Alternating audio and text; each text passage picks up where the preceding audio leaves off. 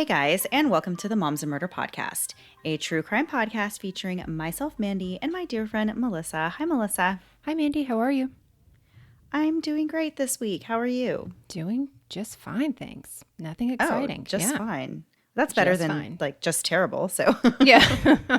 There's a just there, but it can go either way. So maybe after editing, if things go downhill, I'll just change that out real yeah, quick. yeah. Well, good. I mean, I guess no news is good news. No bad news is good news. No, it's just no news is good news. And that's fine. That's fine. I'm normally the bad news person, so I'll take it. I'll take no news. Perfect. All right. So we'll get right into the story this week. So we are all adults here, but I think most people kind of revert back to their childhood mentality when the topic of bodily functions comes up. Our bodies do all kinds of weird, involuntary things like burping and sneezing and passing gas and getting goosebumps and yawning. And all of these bodily functions, of course, are necessary for us. And while they can sometimes be funny, usually it's more of an annoyance for the person who is literally being assaulted by their own reflexes. So I think everyone would agree that one of the most annoying random bodily functions is getting the hiccups. Even the best scientists in the world can't figure out exactly why we even get the hiccups. And it's because hiccuping appears to serve absolutely no purpose at all. But yet it can be brought on from several different things, including eating, sudden excitement, stress, drinking alcohol, and several other factors. So let's be real. There is never a convenient time to be struck with a bout of the hiccups. And if you're anything like me, as soon as you get the first one, you start trying all these different tricks and things that you learned as a kid for how to get rid of them. So, Melissa, did you learn any get rid of hiccup tricks when you were growing up? Yeah, I remember the holding your breath thing, having somebody scare you. My daughter, the second she gets a hiccup, she does the water and does a headstand on the wall, but it doesn't matter where we Yes. are. She's like, I got to take care of this. Yes, that was always my favorite one was swallowing water upside down. So I still do it and I'm sure if anyone ever catches me doing this, they're like, what on earth is she doing? Because I will just take a sip of water and then just lean over so I can swallow it. And, Yeah. my kids are like, what are you doing? Why are you drinking water like that? But I'm like, this is how you get rid of the hiccups. I don't I know don't know that what to it's tell true, you. but this is just what this is what I've always known to be true. So we're going to keep doing it even into adulthood. But I will do anything to make the hiccups go away as quickly as they came on. So at this point, you're probably thinking, what are you talking about? And what does this have to do with true crime? So we're actually going to get there. But what if you couldn't make your hiccups stop after the typical few minutes that you expected them to? At what point would the panic really start to set in? Would it be after an hour or 2 hours or after 24 hours?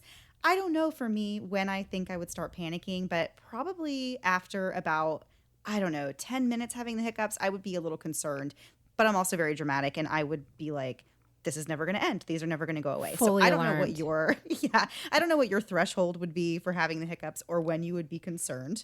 Honestly, if But they're yeah, not I done would within last a long. minute, I'm kind of panicking. But you know what's worse for me? Yawning. Have you ever gotten a yawn stuck? I think we've talked about this. I can't even think about it. Yes. And I Yes. physically have to go to sleep as quickly as possible because I can't break it. And now I'm really worried about the rest of this I episode. know. No, I know. Well, I have done the thing where I will sit there and try to force myself to yawn, where Yeah. you try to Yeah. actually induce a yawn. And so I'll just be sitting there with my mouth hanging open. And my husband will be like, what are you doing? I'm like, I'm trying to yawn. He's like, well, do you have to yawn? I'm like, I don't think so, but I'm going to. Oh my gosh, yeah. Well, then I'm just fixated on that. The other thing is sneezing.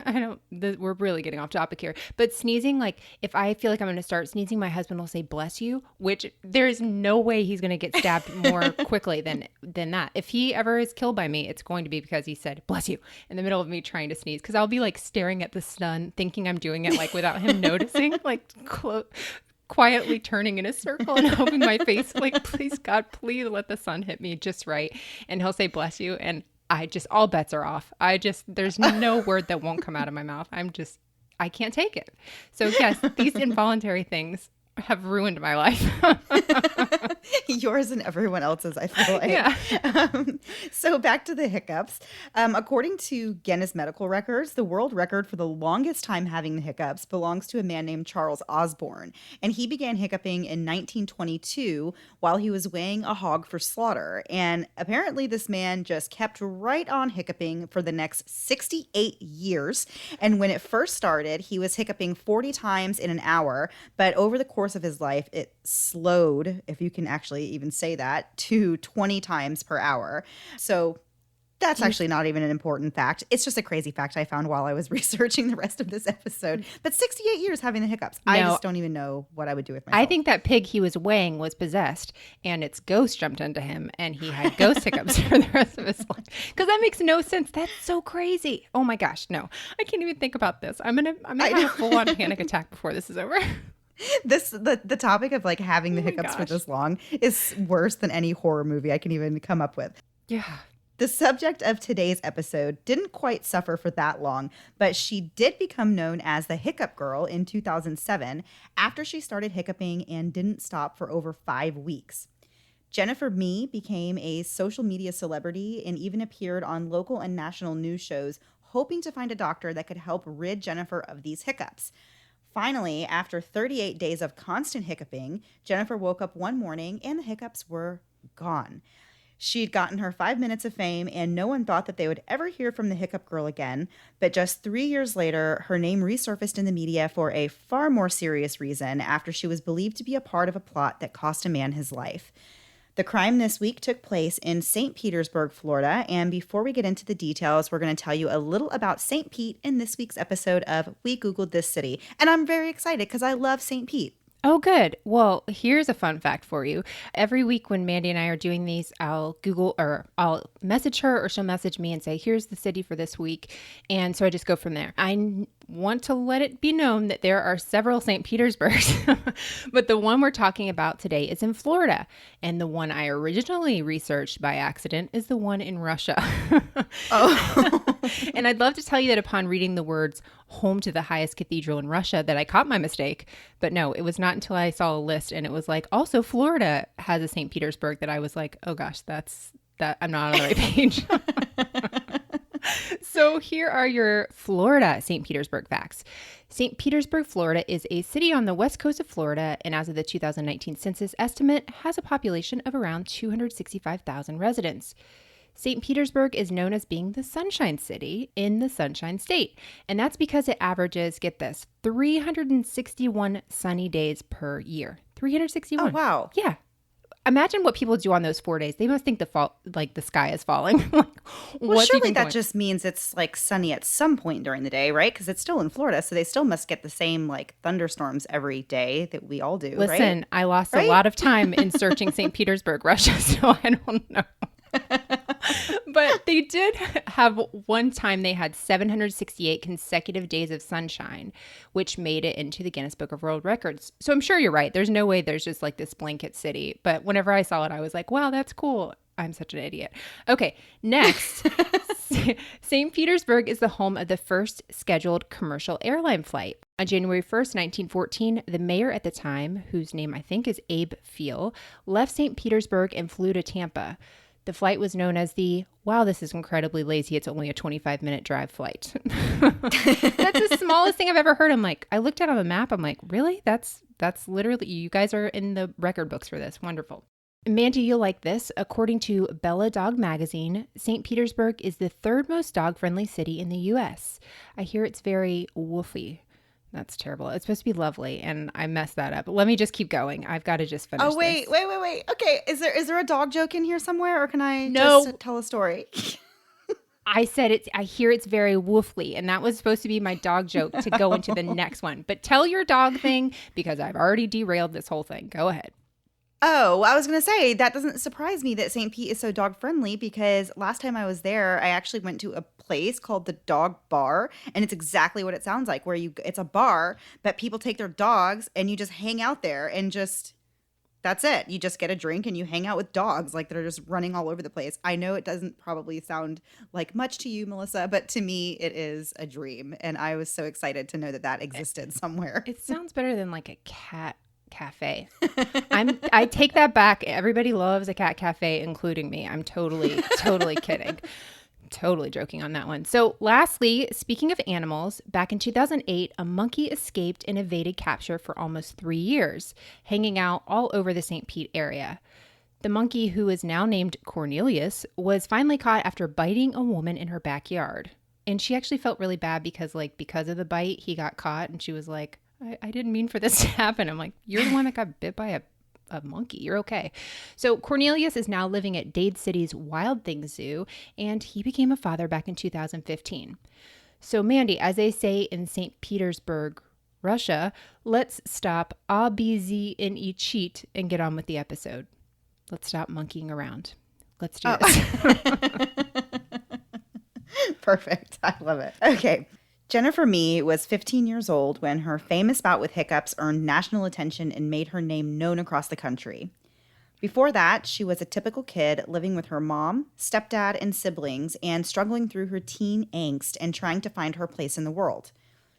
Jennifer suffered with learning disabilities as a child as well as some health concerns, but she lived mostly a quiet life and stayed out of trouble. Sadly, when Jennifer was a young child, she was sexually abused multiple times by 2 different men in her life. At one point, this was occurring on a daily basis until her parents finally realized what was going on and put an end to the abuse. The emotional trauma from that experience stayed with Jennifer, and she confided often in those close to her about her feelings about this. At one point, she dreamed of becoming a professional women's basketball player, but at just 5 feet tall, that dream wasn't really feasible. The next best thing, according to her, would be to someday own her own hair salon. Although her bout with hiccups garnered sympathy from thousands of Americans, some of the attention Jennifer received was really less desirable. After appearing on TV several times, the internet took to their keyboards and ridiculed her for what they called bad eyebrows on a website that seemed like it was really made just for that purpose, just to make fun of Jennifer. Yeah, it's very cruel. During the hiccuping spell, Jennifer appeared on several different TV shows, including The Today Show, where she actually got to meet Keith Urban. Imagine, just getting the hiccups that didn't ever go away, and then you got to meet Keith Urban. That could be the only way I would let my hiccups go more than an hour. If they were like, but right. You get to meet Keith Urban, I'd be like, all right, 2 hours tops. I'm out of here. Yeah.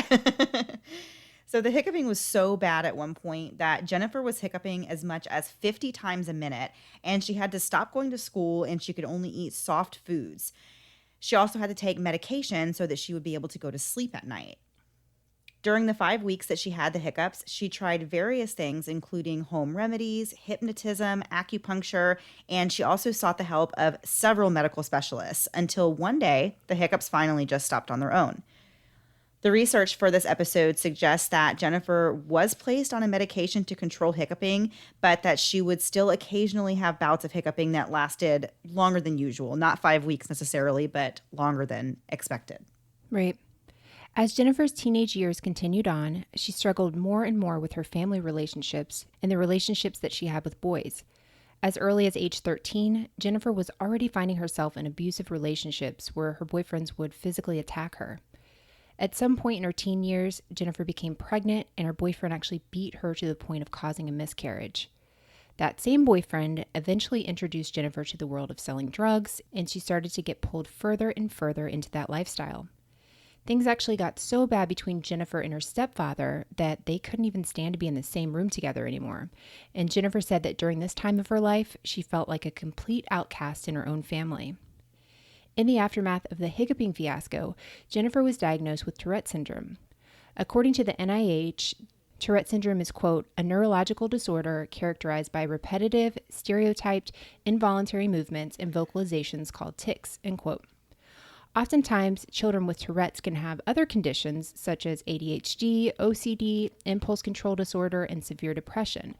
All of these things were things that Jennifer struggled with at different times in her life. And you hear that a lot. My son is on the autism spectrum. And so there's he also has ADHD and he there's all these things are they kind of all go hand in hand. Not right. Totally, but it's completely common to have several of these, which makes it, for her, this is a much more complicated situation. Right. So at the age of 17, Jennifer made the decision to drop out of high school and pursue a life of her own. This was much to the dismay of her mom, Rachel, and her stepdad, Chris. They hated to see Jennifer struggling so much and only wanted the best for her, but they feared that she'd fallen into the wrong crowd and that her life was headed down a bad path. When she moved out of her parents' house, Jennifer really didn't have a place to call home, and so she slept on friends' couches and in different motel rooms each night, always moving from place to place. For Jennifer's whole life, she had been considered kind of gullible, and she would often get herself into troubling situations before realizing that she was really in too deep. According to Rachel, Jennifer was the type of person who could be really easily manipulated. Once Jennifer was out from under the watchful eye of her parents, she began to fall further and further into a life that her family had really no clue about. Jennifer hid most of what she was up to from her mom, but they did still have regular phone calls and visits and continued to have a relationship after she moved out. Rachel, on the other hand, had no idea the extent of Jen's lifestyle and activities, or that she was becoming more involved with people who lived a life of crime. But being independent and on her own wasn't the only thing Jennifer had going on at that time. She was also in love. The object of Jennifer's affection was a man named Lamont or Mont Newton. The few times that Lamont met Jennifer's parents, they seemed to really like him. Jen's mom, Rachel, believed Lamont genuinely cared for her daughter, unlike some of her previous boyfriends, so of course she approved of this relationship more than she had approved of relationships in the past. But there were many things that Rachel didn't know about Lamont, and also about her own daughter. Jennifer hid a lot of her true life from her family after she moved out, and what they didn't know was that Jennifer and Lamont had moved in with another man named LaRon Rayford and his girlfriend, Jennifer Charon, and the group of them were heavily involved in questionable activity. One of Lamont's favorite places to hang out was a local bikini bar, which everybody probably can assume what that actually is. And that bar was frequently in trouble with authorities for not following city ordinances and allowing other illegal activity to transpire within this business. It certainly wasn't the type of environment that would lead to positive outcomes, and it was located in an area that was a little more rough around the edges than what you typically find in St. Petersburg. Although Jennifer would go with Lamont at night when he'd head to this bar, she would never actually go into the club because, for one thing, she was underage and couldn't get in. And for another thing, she was busy out walking around the area selling crack cocaine and other drugs to the locals. Jennifer and Lamont's relationship was what some might consider dysfunctional. Although Jennifer was hopelessly devoted and head over heels for him, Lamont's friends said that he didn't really feel quite the same way.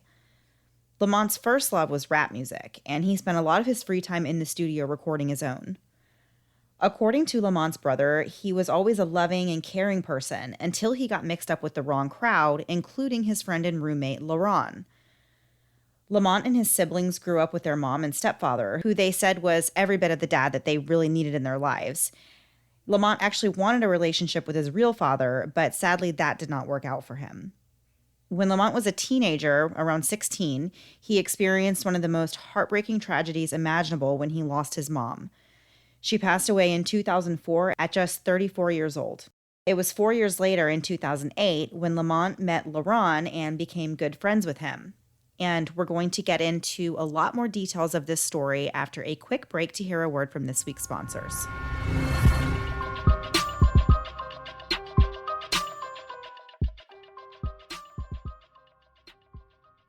The world is full of distractions, which makes it so much harder to focus on what you are doing or what you need to do. Everyone needs something different from you, and it can feel like you can't concentrate on one thing, so it's hard to get anything else done.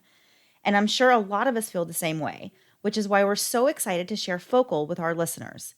Focal plant-powered wellness has been a huge help for me, as its stacks use nature's best ingredients to help me focus during the day and sleep at night. Focal offers both night and day options, and I recently started using Focal Night. It's basically Mother Nature's chill pill, which, if you know me at all, you know I desperately need at the end of the day. Its calming adaptogens and soothing botanicals help me relax and even sleep better. It can take me anywhere from half an hour to 3 hours to fall asleep, and Focal Night is helping me get to sleep quicker and stay asleep longer by helping me calm my busy brain. Plus, I wake up feeling rested and refreshed. Focal Night takes something that's already amazing, premium CBD, and stacks 5 calming adaptogens, including valerian root and hops flower, to help you enter a peaceful, calming, and relaxing state before you drift off to sleep. Focal works to naturally increase your serotonin and melatonin levels for a healthier night of sleep. And we all know a well-rested mind is one of the best gifts you can give yourself to make it through the day. Best of all, Focal offers a 60-day money-back guarantee. Love it or pay $0. Use code MOMS for 15% off your order. Go to focal.com, that's FOCL.com, and use code MOMS for 15% off your first order. It's been a while since I've had a baby of my own, and some days I miss it so much. The baby cuddles and baby smiles, but when it comes to diaper rashes, Not so much. I remember the first time my oldest had a diaper rash, I was really devastated. Here's this tiny thing totally dependent on me, and now she's fussy and obviously uncomfortable, and I'm supposed to have the answers. Well, with time and treatment, it went away, but what I really wanted was to avoid it altogether. And now, baby butts rejoice. New Huggies Skin Essentials are here, a brand new dermatologist-approved line of diapers, wipes, and pull-ups training pants, all designed with baby's sensitive skin in mind. The wipes are thick and have zero harsh ingredients for a great, gentle clean. Pull-Up Skin Essentials has got your big kid covered too, with a training pant that's ultra soft and breathable to help protect sensitive skin throughout potty training. Whether you're a first-time parent or a seasoned pro, make it easy on yourself and your baby with Huggies. Learn more at Huggies.com. Once again, head to Huggies.com to learn more. And now back to the episode. So before the break, we were talking about how Lamont had gone through these rough experiences in his life right before he became friends with LaRon, who some felt was really a bad influence on him. Friends of Jennifer claimed that she tried to get Lamont away from LaRon initially. She wanted to have a real relationship with Lamont and help him raise his young son, who she treated like her own child. But the relationship was still riddled with its problems. Jennifer struggled to get out from under her previous boyfriend, and she would frequently see him behind Lamont's back, despite the fact that her ex would abuse and mistreat her. Some might think that Lamont was responsible for Jennifer's work of selling drugs, but those who knew Jennifer knew that she was acting on her own accord. She'd been introduced to selling crack when she was first in her previous relationship, and later admitted that she really enjoyed it and that she sold drugs willingly on her own. Jennifer had been on a self-destructive path for quite some time, as it turned out, and there were things that even Lamont wasn't aware of. At some point, he allegedly learned that Jennifer had been sleeping with his best friend LaRon, and that the two of them were working together to run a scam in which Jennifer would go online and lure him in with the premise of a date with her. But when the unsuspecting guy would show up to the date, LaRon would appear and rob him. Even though there were clearly some complicated details between these four friends, they all remained extremely close and cared for each other like family. On October 23rd, 2010, Jennifer Mee, Lamont Newton, Jennifer Charon, and LaRon Rayford all planned on going out to see a movie at a local IMAX theater later that night. As per usual, Jennifer didn't have a lot of money to go out with, so she and LaRon orchestrated another one of their lure and rob scams so that Jennifer could get some money. This was really par for the course for them and had worked before, so Jennifer assumed that things would go smoothly and they'd get a little cash off of some unsuspecting guy and there would be no harm done. But hours later, Jennifer's mom Rachel would get a phone call that would change her life and the life of several others. It was around 11 p.m. on October 24th when the phone rang. Rachel had already gone to bed, but Jennifer's grandpa answered the phone. Her mom actually stayed with her parents during the week, I guess to be closer to work. It was a little unclear in the research why she did that, but I did see that the mom didn't live with her husband during the week. She only went home on the weekends. So Jennifer's grandfather actually answered the phone when Jennifer called. Jennifer asked if her mom was awake and was told that she was not. And at this point, her grandpa, of course, already knows that she's calling from jail because he had to answer the call and, accept the call. So he asked Jennifer simply how she was doing. And then Jennifer, very casually and matter-of-factly, told her grandfather that she had been arrested and charged with first-degree murder. Yeah, so her grandpa was, of course, stunned. And the way Jennifer was really talking about this was like she didn't even have any clue, the severity of what it was that she was saying. Her grandpa asked her who she killed, and Jennifer said that she didn't kill anyone. She was just in the wrong place at the wrong time. So her grandpa went to wake up Rachel so that she could talk to her daughter. And when her mom got on the phone, Jennifer once again very casually just said, "Hi, Mama, I'm in jail." Oh my gosh. And it was really like, I listened to this call and it really is kind of like, you almost do feel bad for her because you do get the sense that she doesn't really understand like what exactly is going on here. Do you remember that on Jailbirds, that show on Netflix that we watched? The first episode where the one girl comes in and she's being charged with like armed robbery and like fleeing the police and all that stuff. And she's like wanting to make a phone call and you're like, oh my gosh, she has no idea. Like she's not getting, she's going to be in prison for 50 years over this. And it's very casual. That's what this sounded like to me.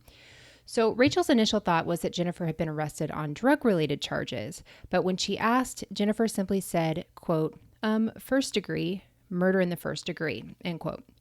Just like her grandpa had asked, her mom asked her who she had killed, and Jennifer once again said that she didn't kill anyone, but she told her mom that she had set everything up. She started to explain that she, Lamont, and LaRon were all involved and that another man had contacted her about buying a little bit of pot, so Jennifer set up a meeting with him at the park, but then someone pulled a gun and the man was shot. Her story was cut short, though, because Jennifer was being told that her time on the phone was up and that she had to go. But she told her mom that she was in the Clearwater jail and begged her to come visit. Many questions raced through Rachel's mind after she hung up the phone with Jennifer. The last thing she would have ever expected was to get a phone call from her daughter stating that she was charged with murder. She was also very confused because even though Jennifer did have her problems, she was never angry or violent, and her mom had a really hard time believing that she would ever be involved in something like murder. Even though we mentioned that Jennifer hid much of her life from her family, she wasn't estranged from them, and she kept in frequent contact with her mom and always returned her calls. Rachel remembered that Jennifer had called her the previous day and told her that Lamont was really hurt, and Jennifer wanted to know if Rachel still had any of her pain medication left over from a recent surgery she had had. At that time, Rachel didn't think this was really odd, but she simply told her daughter that she needed her medicine and that if Lamont was hurt, he should see a doctor. There was no argument about it or anything. Jennifer just said okay and told her mom that she would talk to her later. They ended the call on good terms. Later that same day, one of Rachel's other daughters named Ashley called to see if Rachel wanted to meet up with her at a local park. Rachel agreed and said they should also invite Jennifer. But when Rachel called Jennifer back that afternoon to ask her to come along, Jennifer didn't answer and she never returned that call. Rachel remembered that she was a little concerned when she didn't hear back from Jennifer, but she assumed that everything was fine since she'd just spoken to her earlier, and Jennifer did like to do her own thing, so she really didn't think twice about it until she got that call from Jennifer in jail. So now it all made sense, including why Jennifer had called her mom to ask about pain medication for Lamont, keeping in mind that he had just been involved in this altercation where a man was murdered the night before. So it also explained why Jennifer hadn't returned the calls about meeting at the park. She had actually been arrested shortly after the phone call about the pain pills. But what exactly happened that night?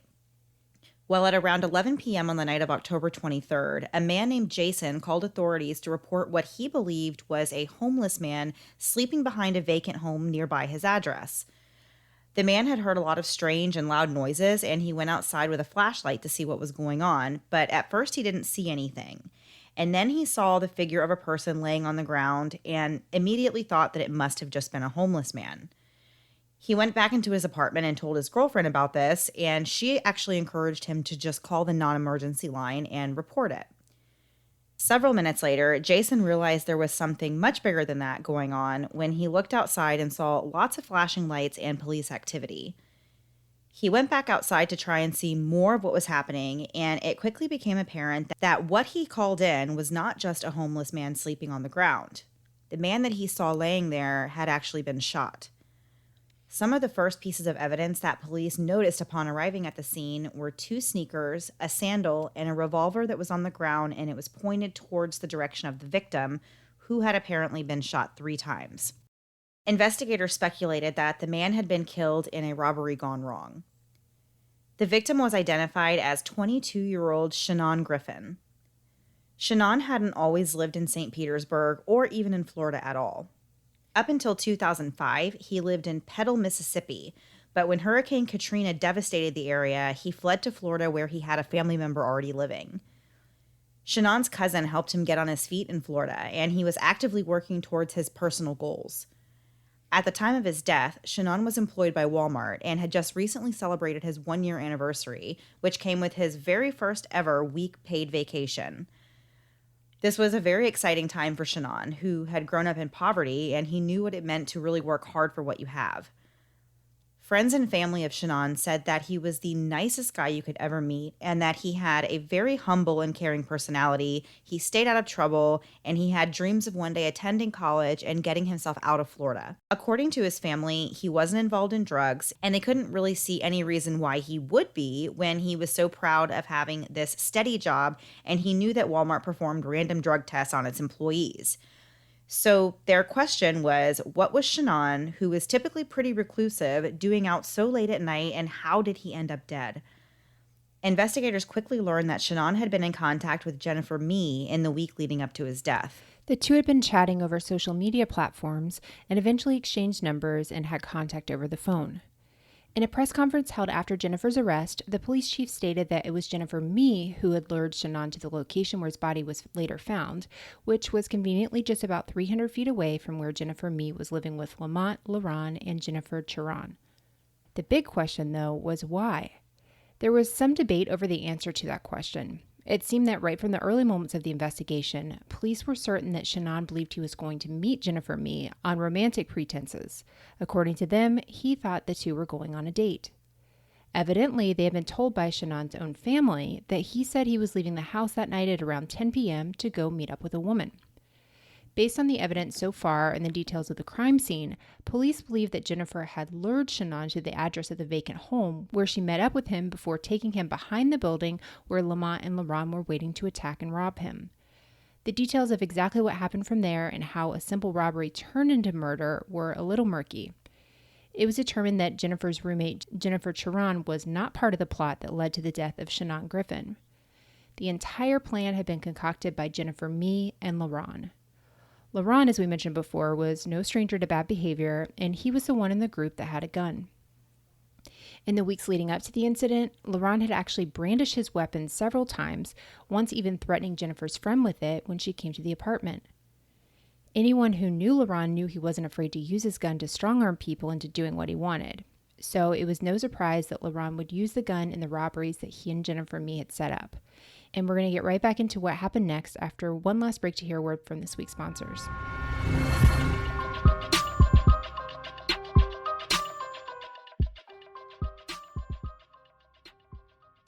There are some things in life that you just buy so often, you sort of buy it on autopilot, like your toothbrush, for example. For years, I've just grabbed whatever was on sale at the grocery store and didn't give it a whole lot more thought. And while that's worked okay, it doesn't at all compare to that feeling after a cleaning at the dentist. But now, thanks to Bruce, every time you brush your teeth, it's just like hopping out of the dentist chair. There are lots of electric toothbrushes out there, but Bruce beats them by a mile. Bruce is the modern electric toothbrush that not only keeps your teeth cleaner and fresher, but it's also nice to your wallet. Bruce provides 31,000 brush movements per minute, which, no matter how fast you are, it's still about 100 times faster than manual brushing. In just 2 minutes, you can have that just left the dentist, quality, clean feeling, all without digging into your savings account. We got our new Bruce toothbrushes a few weeks ago, and to be honest, I wasn't expecting a huge difference from this and my old electric toothbrush, but the difference between the two is really night and day. Bruce somehow manages to make a toothbrush look great, even while it's just sitting on your bathroom counter. But more than that, it's super easy to use, easy to charge, and my mouth feels cleaner than ever. I love that I have different brushing modes like whitening, tongue, or just daily, so I can achieve exactly what I need with one brush. Bruce has a 90-day risk-free return period, hundreds of 5-star reviews, and even a 2-year warranty. So if you're on the fence about it, there's no reason not to give it a try. Plus, I love their A Reason to Smile partnership, where they take care of a mouth in need with their 1-for-1 oral care give-back plan. So not only do your teeth feel great, so does your heart. Get yours today and get 15% off your Bruce kit when you use promo code MOMS at Bruce.com. That's BRUUSH.com, promo code MOMS. Hey guys, as you know, I'm someone who loves knowing a little about everything. I love the news, I love entertainment, I love it all. But sometimes I don't have enough time to get all the information, all the little details and the minutia of everyday news because my goodness, it's constantly going. But thanks to the Newsworthy podcast, I can get all I need in little bite-sized pieces. So if the stress of the news is getting you down, but you still want to know what's going on in things like the election, check out the Newsworthy. And in these 10-minute episodes, they're just on the go listening. I can listen to it quickly on a walk, on my way bringing my kids to or from school or one of their activities, when I'm in in line at the grocery store, there's never a wrong time to listen to the Newsworthy. But if you feel bogged down by the news and kind of the negativity of it, but you still want to be informed on what's going on, the Newsworthy is the place to do it. Erica at the Newsworthy is an independent journalist, and her team does really all the hard work and research for you. I love that the episodes are so well-rounded, and there will be fun stuff like tech or big stories, but the way Erica gives this, efficient and neutral overview of the news, and in just 10 minutes each weekday, it's perfect. Just search The Newsworthy in your podcast app or go to thenewsworthy.com to start listening. Again, search for the podcast The Newsworthy, 2 words, The Newsworthy, to make staying informed easier and more enjoyable every weekday. And now back to the episode. Before the break, we were just getting into more detail about how Laurent behaved with his gun and the fact that he wasn't afraid to show it off or use it to scare people. As we mentioned before, the 4 roommates had plans to go see an IMAX movie on the night of October 23rd, but Jen needed some money first.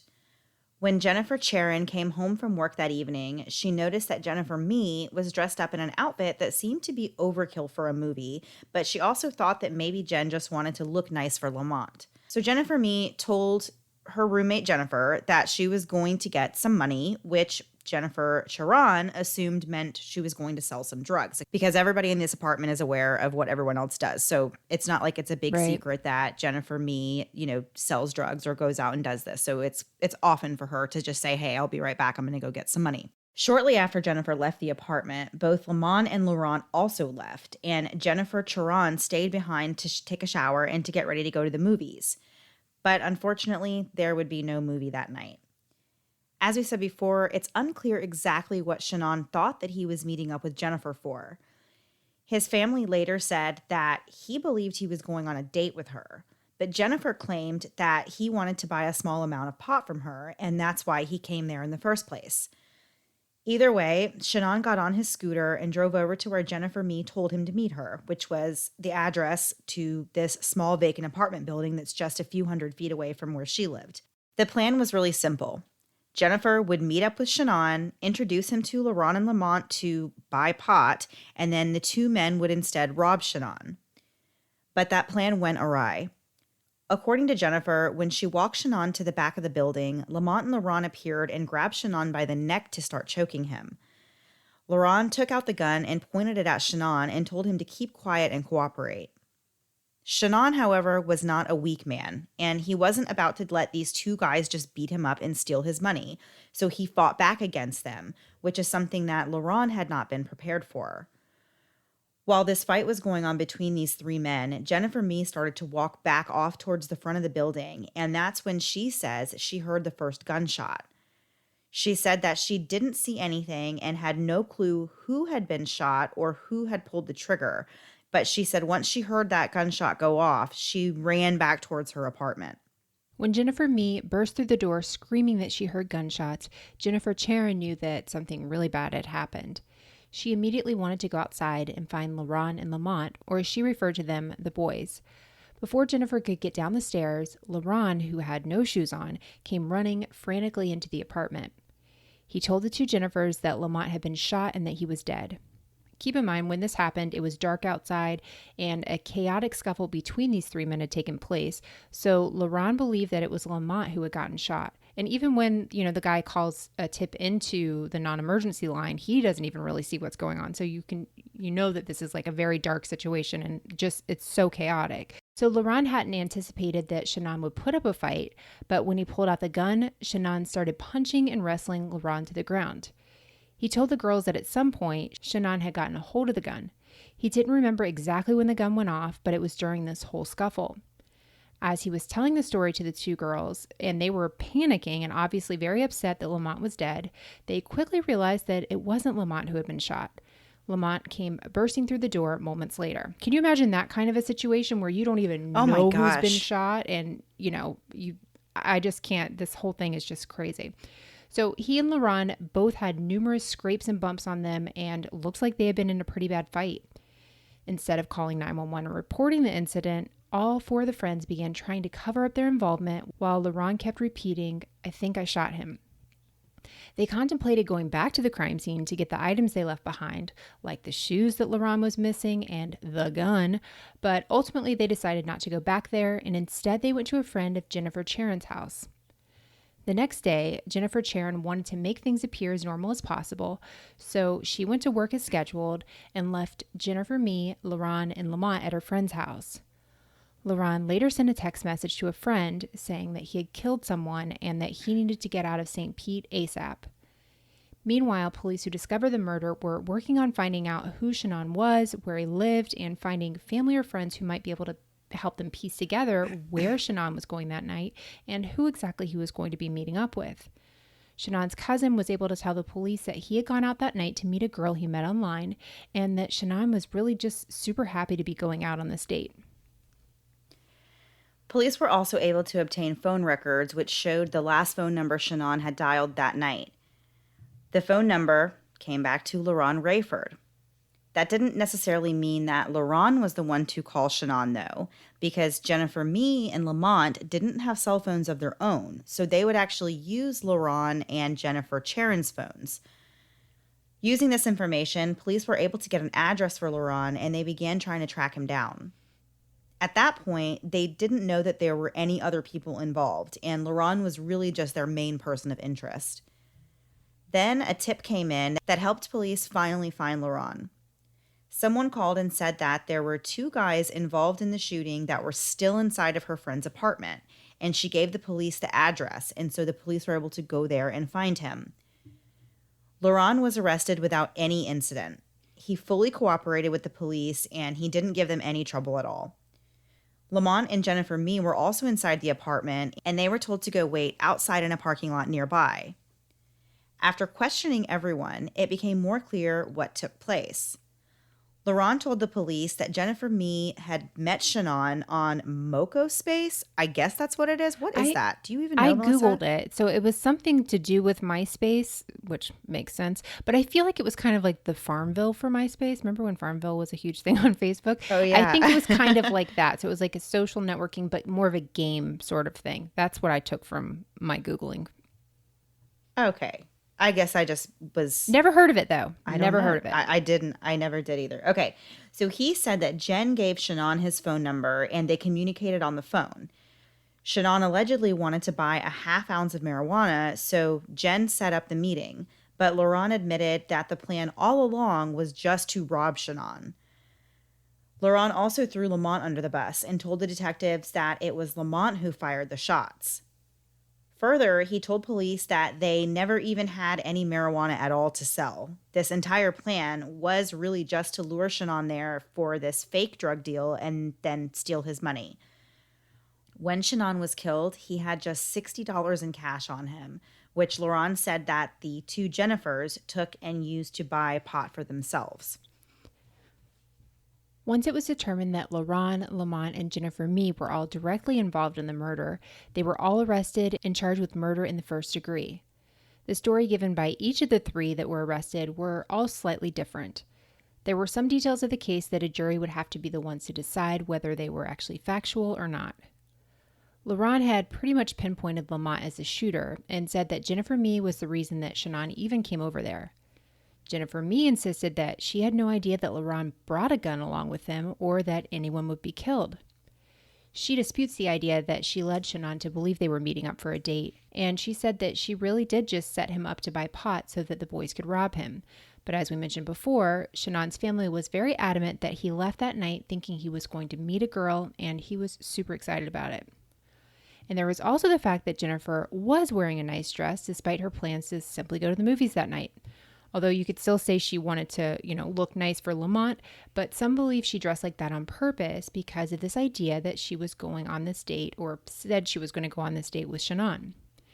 Even though police were certain that Jennifer wasn't the one that pulled the trigger, they were still able to charge her with murder under the felony murder rule, which essentially says that even if you are not the one to commit the murder, if you knowingly had any part in causing the death of another person, you can be charged with murder. Since Jennifer had been the one to set up this meeting with Shannon, he would have never been there without Jennifer's involvement. She was just as guilty as the person who fired the gun. The first of the 3 to stand trial was LaRon Rayford. He was offered a plea deal in which he would serve 40 years in prison if he were to plead guilty. Laurent, though, refused this offer and insisted on going to trial, which was a decision that the judge told him was very unwise. If a jury were to find Laurent guilty of murder, under Florida law, he would have to be sentenced to life in prison without parole. But if he would take the plea deal, he could have been out of jail when he was just 60. But he insisted that he wanted to go to trial. After just a few days of testimony, the jury hearing this case returned a guilty verdict. And just as the judge said would happen, she handed down a life sentence. When it came to Jennifer's trial, things were a bit more complicated. The question that needed to be answered was whether or not Jennifer was the mastermind to the horrific murder or if she was just a bystander in the wrong place at the wrong time. Jennifer was evaluated several times and found that she had a low to normal level of intelligence. Her attorney told the court that she had been diagnosed with schizophrenia, which led to another evaluation to determine whether or not she was even competent to stand trial. And it was determined that she was. The defense pointed to Jennifer as being the main reason that Shannon was killed. They really drove home the point that it was Jennifer who formed a relationship with this man, and she was the one who lured him to the vacant address, knowing that she was doing so with the intent of setting him up. Whether or not Jennifer knew or planned for Shannon to be shot was irrelevant. She still willingly participated in carrying out a felony. The jury heard all of the testimony and saw all of the evidence, including that Jennifer's fingerprints were on many of the items linked to the victim, such as his driver's license. At the end of the trial, the judge explained to Jennifer that the jury really had three options on the table. They could either convict her of first-degree murder, which would carry a life sentence, or they could choose from two lesser charges. One of the lesser charges was accessory after the fact, which had a maximum penalty of 30 years in prison. And the other option was manslaughter, which would be as much as 15 years in prison. The jury deliberated over the case for just 4 hours before returning with their verdict. Jennifer's mom, Rachel, was really hopeful at this point that they would show her mercy and that the jury would find her guilty of a lesser charge than murder. Rachel hoped that Jennifer would be out of prison in a maximum of 10 to 15 years. Unfortunately for Rachel and for Jennifer, that is not what the jury had in mind. They found Jennifer guilty of first-degree murder, and she was sentenced to life in prison.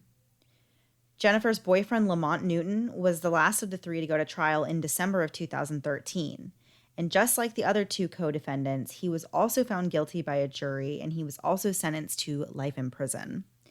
So in this case, all three of them were convicted of first-degree murder, even though it was like, never really did figure out. I don't know if they ever figured out if who actually pulled the trigger, if it was Laurent or Lamont. I think the consensus was that it was Laurent, but I never found anything in the research that really said that they actually had proof of who pulled the trigger. But I did find it interesting, like, because of the laws that we have here in Florida, that all three of them were actually able to be tried for first-degree murder and that they all were convicted for the same crime. Yeah, for sure. I'm honestly kind of shocked that they were convicted of first-degree murder, just because first-degree murder is premeditated. And I could see it both ways, I guess. It just doesn't make sense that somebody would lure somebody to kill them for $60. But we've seen that happen too. You know what I mean? So it's not out of the realm of possibilities. But that first degree murder charge that's big, and for all three of them to have it, I'm honestly kind of shocked. I'm just thinking we're the home of Casey Anthony, and she got off of that. And I don't know. I don't know. It just feels like all of them kind of had a rough life. Meanwhile, Shannon is killed, and, you know, he doesn't even have his life, you know, and he was working hard. He didn't deserve any of this. So I don't want to pretend like anything with them, you know, like he's the victim here. Right. Of course. They definitely, you know, shouldn't have done what they had done. But boy, I don't even have words for it.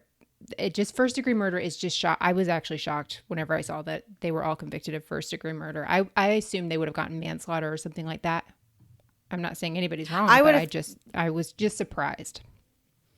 Yeah, I would agree with that too, because like you said, it is premeditated. I guess their whole theory though was that even though they didn't necessarily plan murder, like they still thought out and planned out a Yeah, robbery, which felony. is also still illegal. And then this ended up in the death of Yeah. this man. Like, whether they intended for him to die or not, I guess the theory is that you should be able to reasonably assume that anything can happen whenever you put yourself in this kind of situation, and somebody could end Yeah. up killed. And like, that's the risk that you take when you are planning to lure and rob people. You have to consider like everything that could possibly happen. Yeah. And unfortunately, having it escalate to this level is something that can happen, especially when you Right. choose to bring a weapon into the situation. So, I mean, It makes sense. I feel like I just was it does surprised. make sense.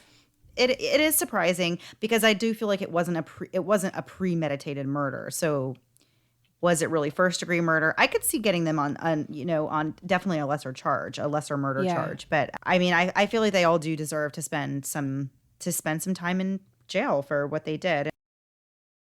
So yes, this was a very heartbreaking story, and it's very sad that Shannon lost his life in such a senseless way and Right. for really no reason, just because the rest of this group wanted to have some cash to go to the movies with, and like this is what ended up happening that night. It's just terribly sad and totally unnecessary. Right.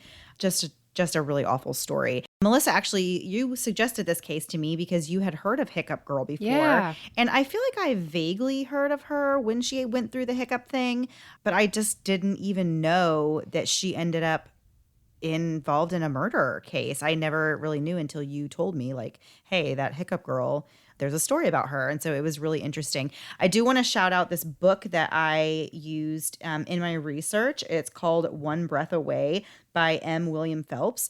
And it had a lot of information about the background of the story and a lot of the details about what exactly happened the day of the crime. And there was that kind of information was really hard to find anywhere Yeah. else. So I did want to mention that book because it was definitely a very heavily used resource in this episode. So check that out if you want to hear more information about this case, or read rather. It was a pretty good book for a true crime book. I Yeah. liked it. I mean, I like them all, but you know how Yeah, it is. yeah. Okay, so we are going to turn the page and move on to last thing before we go. We have just a silly question again this week, and we're going to just answer it. So, Melissa, what is our silly last thing before we go question this week? Sometimes we just hit a wall, and here's our wall. The question is, Mandy, if animals could talk, which would be the rudest? Okay, so I feel like the obvious and easy answer that everyone agrees with is going to have to be cats would definitely Exactly. be the rudest. Okay, so that's like a no-brainer. So I didn't even want to say cats because duh, that's what everyone's going to say. And people don't want me to say cats because that's like what they would expect. So other animals that I think would just be super rude. Okay, so one, I think people might come for me for this because I know some people really like this particular animal, but I think they would be totally rude. A sloth. Yeah, no, I can see it. They creep me out. Yeah, right? Like, I feel like they would just be cranky and irritable all the time and like just rude, and they would just be very entitled and expecting everybody else to do things for them or to like, just read their minds and like do what they wanted. But like they would be very rude about it. I feel like just one of those, I don't know, because I feel like you even kind of know people with that kind of attitude. And I'm picturing a very specific kind of person when I think of a sloth. Yeah. Being rude, Yeah, you know I what I got it. mean? So I totally get that. But then my other animal that I think would be rude, but not necessarily in the same type of way, I think in a more just like being super arrogant and just like a know-it-all and just thinking that they are better than everyone else, an owl. Yeah, and they can turn their head around. They just are Yeah. in everybody's business. Yeah, for sure. So I think those are my two rudest animals. I like that. Have you ever seen the video of a sloth like crossing the street? So it's not on a tree, but it's in the road.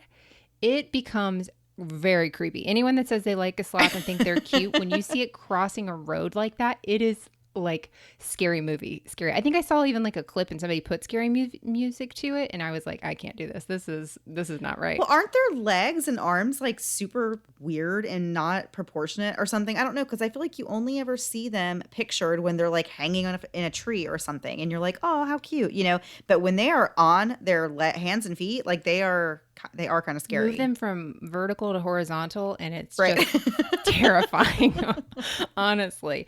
Okay, so I have two. My first, if animals could talk, which would be the rudest, is a blobfish.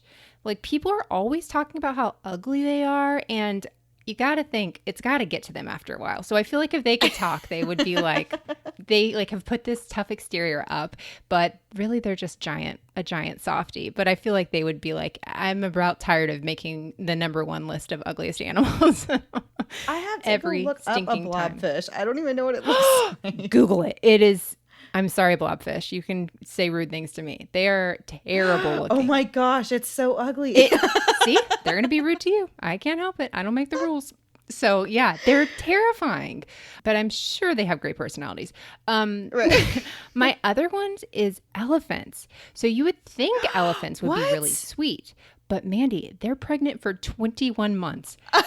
How pissed would you be if you were pregnant for 21 months? And then you have to give birth to an elephant. Your body is broken after carrying this thing around for 21 months. I would be the rudest elephant in the world. I know. I feel like sometimes that's what pregnancy feels like. It feels like you're pregnant for 21 months. Don't tell an elephant that. You have to give birth to an elephant. Yeah. And everyone calls him Dumbo. It's so rude. Like, they just have a lot to be mad about. I don't blame them. I know. Well, see, if I had to classify like who I thought would be the friendliest animals, elephants would be among that list. So I'm very upset and disappointed that you think elephants would be rude, because I mean, I think your reasons are valid. Dumbo, 21 months, giving birth to an elephant. Yeah, I'd be pissed. Yeah, I didn't consider those things before. But okay, so that was our absolutely silly before we go this week. And yeah, let us know what you guys think. What animals would be the most rude, because those are fun and interesting. And I personally love assigning like human personality traits to animals, because it's funny and adorable. And I always do that. Like, I'll sit and look at my pets and stuff and be like, I wonder what they would say if they could talk. I have voices for all of them. I have personalities for all of them. I know I could carry on a conversation with any of my animals right now, which probably surprises no one. No. Mm-mm. Yeah. So that's always a lot of fun. None of my pets are rude. None of them have a rude personality, by the way, that I made up in my head. Oh, okay. Well, just know if you get an elephant, you're going to have to rethink your whole way of thinking. Yeah. All right. So I think that is good for this week. Thanks for listening. And we will be back next week. Same time, same place, new story. Have a great week. Bye. Thanks so much for listening to the Moms and Murder podcast. Make sure to check back with us next week for a new episode. You can also find us at momsandmurder.com, where you can connect with us via social media. Please make sure you subscribe and give us 5 stars, because giving us 4 stars would be a crime. Thanks so much.